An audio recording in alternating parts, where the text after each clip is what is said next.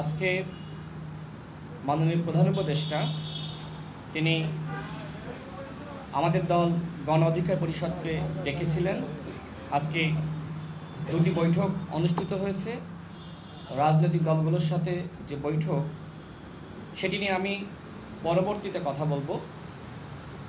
এরপরে নুরুল হক নূর সহ গণ অধিকার পরিষদের নেতাকর্মীদের উপরে যে বর্বর হামলা হয়েছে, সেই হামলার বিষয়ে জানার জন্য এবং সরকারের পক্ষ থেকে কি পদক্ষেপ গ্রহণ করা হচ্ছে সেটি আমাদেরকে অবহিত করার জন্য মাননীয় প্রধান উপদেষ্টা আমাদের সাথে একদমই আলাদাভাবে একটি বৈঠক করেছেন। সেই বৈঠকে আমি রাশেদ খান উপস্থিত ছিলাম, আমার পাশে দলের সিনিয়র যুগ্ম সাধারণ সম্পাদক হাসান আল মামুন ছিলেন এবং আমাদের ডাকসুর সাবেক ভিপি গণ অধিকার পরিষদের সভাপতি নুরুল হক নূরের সহধর্মিণী মারিয়া আক্তার লোনা তিনি উপস্থিত ছিলেন।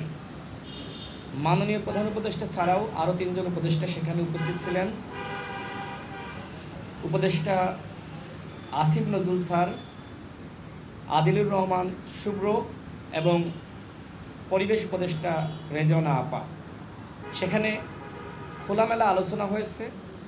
সরকারের পক্ষ থেকে যেটি জানানো হয়েছে, নুরুল হক নূর সহ আমাদের উপরে যে হামলা হয়েছে, এই হামলার প্রেক্ষিতে আজকে সরকারের পক্ষ থেকে দুঃখ প্রকাশ করা হয়েছে এবং একই সাথে সরকার এই ঘটনায় অত্যন্ত উদ্বিগ্ন সেটি তারা আমাদেরকে জানিয়েছেন।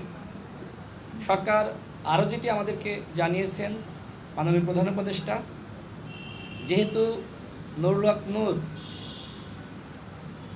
আওয়ামী ফ্যাসিজমের বিরুদ্ধে লড়াই করতে গিয়ে 22 বার হামলার শিকার হয়েছেন এবং সর্বশেষ অন্তর্বর্তীকালীন সরকারের আমলে যেভাবে দুটি বাহিনীর সদস্যরা তাকে চারিপাশ থেকে ঘিরে ধরে রক্তাক্ত করেছে, মাননীয় প্রধান উপদেষ্টা তিনি এই ঘটনায় উদ্বেগ প্রকাশ করেছেন যে আমাদের আমলেও যে ছেলেটি আওয়ামী লীগের আমলে এতটা মার খেলো, সে যদি আমাদের আমলেও মার খায় সেটি আমাদের জন্য অত্যন্ত দুঃখজনক।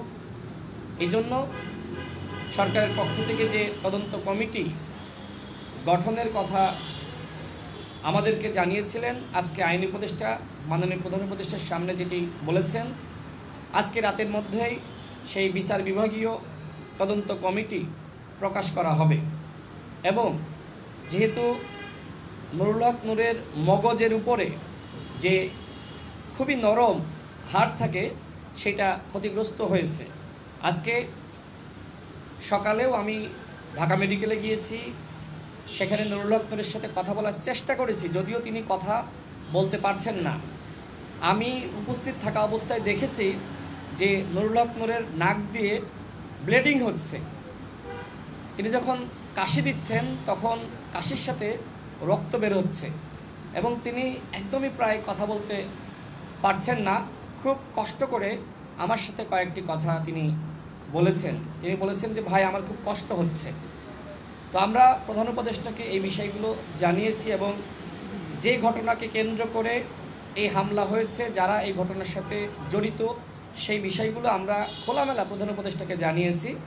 সামগ্রিক বিষয় শুনে তিনি আমাদেরকে জানিয়েছেন সরকারের পক্ষ থেকে সিদ্ধান্ত নেওয়া হয়েছে নুরুল হক নূরকে উন্নত চিকিৎসার জন্য বিদেশে নেওয়া হবে এবং এটি সরকারের চূড়ান্ত সিদ্ধান্ত, সেটি সরকার আমাদেরকে জানিয়েছেন। অর্থাৎ যারা হামলা করেছে তাদের বিরুদ্ধে সরকার ব্যবস্থা গ্রহণ করবে।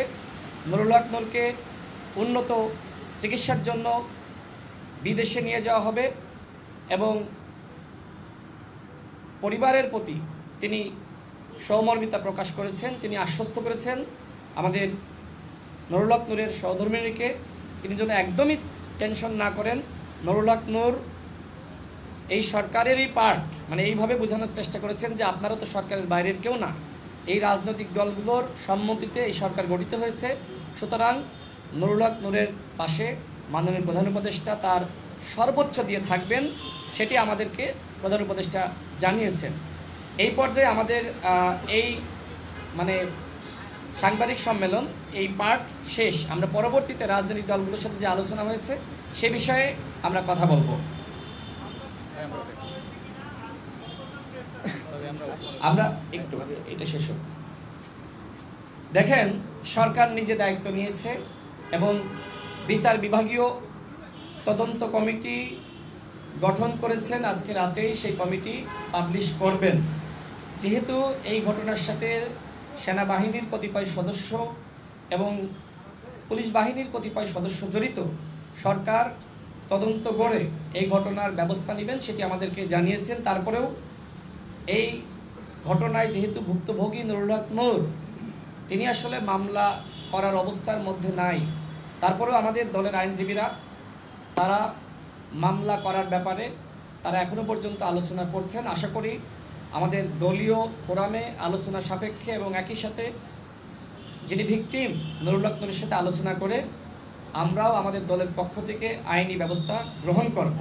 কিন্তু সরকার আমাদেরকে যেটি জানিয়েছেন যে তারা এই ঘটনার সুষ্ঠু তদন্ত করবেন এবং যাতে করে নিরপেক্ষ তদন্ত হয়, যারা মূল অপরাধী তারা বের হয়ে আসে, তাদের যথাযথ শাস্তির ব্যবস্থা করতে পারে, সেই উদ্যোগ সরকারের পক্ষ থেকে নেওয়া হবে। ধন্যবাদ।